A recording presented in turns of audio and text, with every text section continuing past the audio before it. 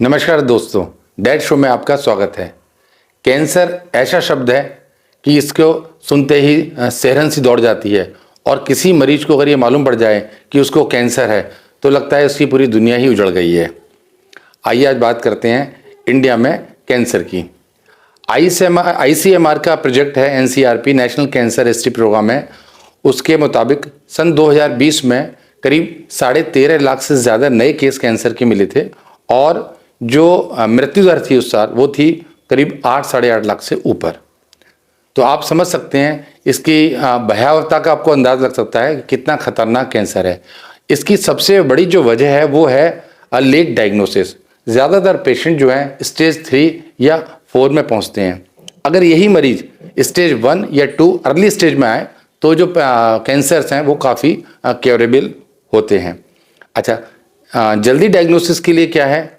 अच्छी हिस्ट्री, अच्छे सिम्टम्स मालूम पड़ जाएं और अच्छी मॉडलिटी ट्रीटमेंट। ये सारे सिम्टम्स वो होते हैं कि अगर कोई पेशेंट अपनी बॉडी में कोई एबनॉर्मल चेंजेस आ रहे हैं उसको वो नोटिस डायग्नोज कर ले और समय रहते डॉक्टर से कंसल्ट कर ले तो कैंसर से बचा जा सकता है। आज के एपिसोड में हम बॉडी के जो कैंसर्स हैं उनके जो कॉमन सिम्टम्स हैं उस पर चर्चा करते हैं।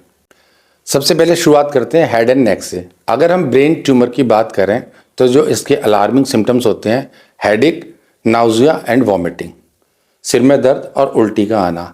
ये दोनों जो सिम्टम्स होते हैं अर्ली मॉर्निंग में काफ़ी एग्रेसिव होते हैं।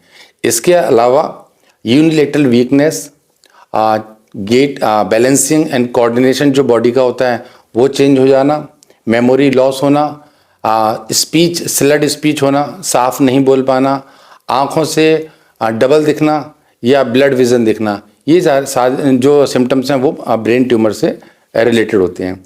इसके बाद आते हैं अगर हम ओरल कैविटी और लिप्स पर। अगर लिप्स में या ओरल कैविटी टंग में अंदर या बक्कल म्यूकोसा में कोई पेनलेस कोई अल्सर है जो 2 हफ्ते से ज़्यादा बना हुआ है तो ये एक अलार्मिंग साइन है ओरल मैलिग्नेंसी का। इसके बाद आते हैं हम नेक रीजन में। नेक रीजन में कोई भी आपको गांठ महसूस होती है, खाना खाते वक्त प्रॉब्लम होती है, ड्यूरिंग स्वॉलोइंग डिफ़िकल्टी हो रही है आपको, या आपकी आवाज़ चेंज हो रही है, अगर ये तीनों चीज़ें नेक रीजन में हैं तो ये भी अलार्मिंग साइन है। इसके बाद आते हैं हम चेस्ट पर। अगर लंग्स की बात की जाए तो लंबी खांसी और ड्राई कफ या खांसी के साथ खून का आना या वजन का कम हो जाना। टीबी के भी साइन होते हैं ये, लेकिन इसके अलावा मैलिग्नेंसी के भी सिम्टम्स होते हैं। अब बात करते हैं हम ब्रेस्ट की। अगर ब्रेस्ट में कोई लंप या कोई गांठ महसूस हो रही है आपको तो ये भी एक अलार्मिंग साइन है ब्रेस्ट कार्सिनोमा का। इसके लिए हम सेल्फ एग्जामिनेशन भी कर सकते हैं। इसमें करना है दोनों शोल्डर को आपको रिट्रैक्ट पीछे करना है। ये जो अगर हमको राइट ब्रेस्ट एग्जामिनेशन करना है तो राइट हैंड को शोल्डर पे रखिए और लेफ्ट हैंड को फ्लैट रखिए। इस हाथ को आप 12 o'clock जो पोजीशन होती है ब्रेस्ट घड़ी की, यहाँ से पैल्पेट करना शुरू कीजिए।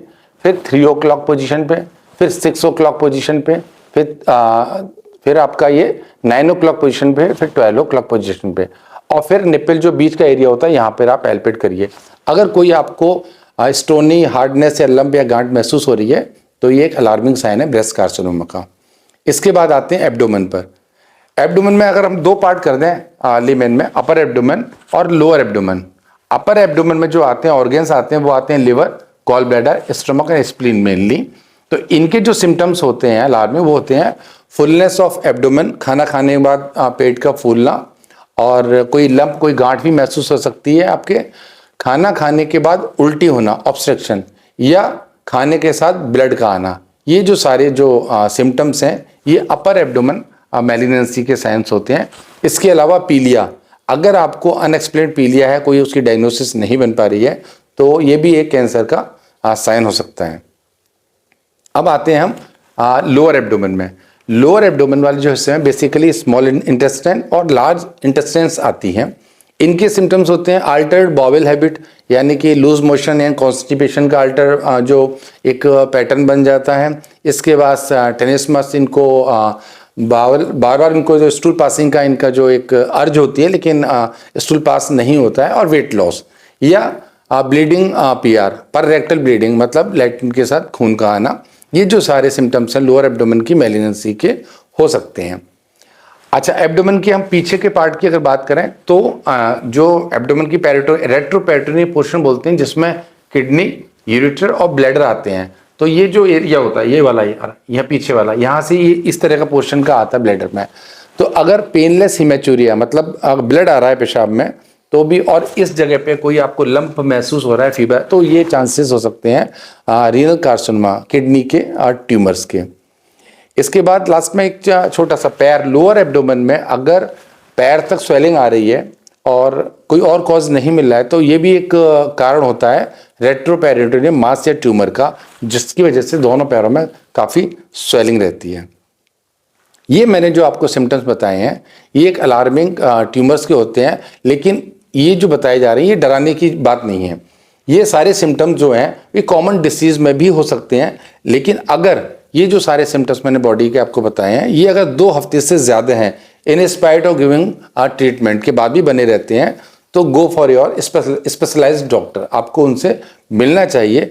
जो समय रहते कैंसर की डायग्नोस अगर बन सकती है तो बने, और जिससे कि अगर हम स्टेज 1 और स्टेज 2 में किसी कैंसर को पकड़ लेते हैं तो काफ़ी ऑलमोस्ट क्योरेबल होता है और उसके रिजल्ट्स भी काफ़ी अच्छे होते हैं।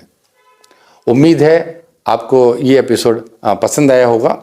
अगर अभी तक आपने मेरे डैड शो को अभी सब्सक्राइब नहीं किया है तो आप सब्सक्राइब भी कर लीजिए, जिससे समय समय पर मैं आपको अच्छी वीडियोस भेजता रहूं। अगर इसके अलावा किसी और टॉपिक पर आपको कुछ चर्चा करनी है, कुछ आपको पूछना है किसी भी टॉपिक पर, तो आप मेरे कमेंट बॉक्स में इसको लिख के भेज सकते हैं, हम इस पर आगे भी चर्चा कर सकते हैं। Thank you.